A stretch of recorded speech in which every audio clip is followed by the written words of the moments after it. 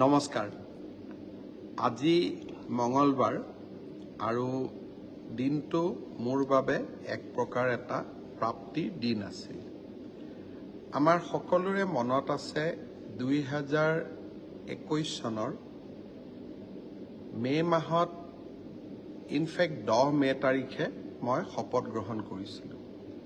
সমগ্ৰ নিৰ্বাচনৰ সময়ছোৱাত মই অসমৰ ৰাইজক আন্তৰিকতাৰে সৈতে প্ৰতিশ্ৰুতি দিছিলোঁ যে বিজেপি চৰকাৰ যদি শাসনলৈ আহে 1 লাখ যুৱক যুৱতীক চৰকাৰী চাকৰি দিম।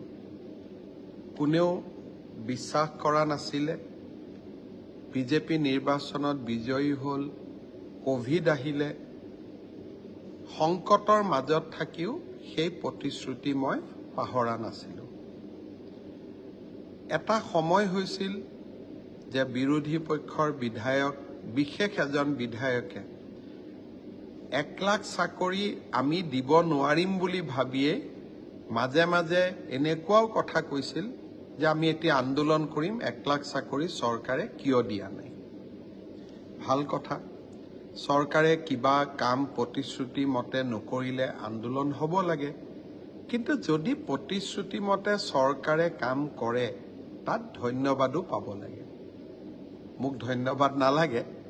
আজি আমি ৯৯,০০০ আৰু ৯৭টা নিযুক্তি সম্পূৰ্ণ কৰিলোঁ। PWD ৰোডছ আৰু বিল্ডিং ডিপাৰ্টমেণ্টত আজি আমি ৬০০ জনতকৈও অধিক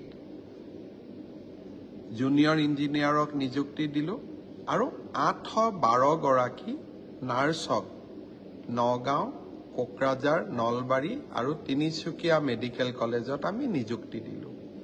চাওঁতে চাওঁতে নিযুক্তি আজি 1 লাখতকৈ 3টা কম। মই নিশ্চিত যে এই মাহত নহ'লে অহা মাহত আমি 1 লাখ নিযুক্তি সম্পূৰ্ণ কৰিম। অসমত ইয়াৰ আগতে কোনো এখন চৰকাৰ নাছিলে যিখন চৰকাৰে নিজৰ কাৰ্যকালৰ প্ৰথমটো 3.5 বছৰত 1 লাখ নিযুক্তি সম্পূৰ্ণ কৰিছিলে। এটাও হাইকোৰ্ট হোৱা নাই, দুৰ্নীতিৰ অভিযোগ অহা নাই আৰু অসমৰ দুখীয়া আৰু মধ্যবিত্ত শ্ৰেণীৰ লোকে চৰকাৰী চাকৰি প্ৰথমবাৰৰ বাবে পাবলৈ সক্ষম হৈছে। এতিয়া মোৰ লক্ষ্য অনাগত দিনত আৰু 50,000 নিযুক্তি সম্পূৰ্ণ কৰিব পাৰোঁ নেকি। চেষ্টা অব্যাহত থাকিব। মই মোৰ কাম কৰি গৈ থাকিম।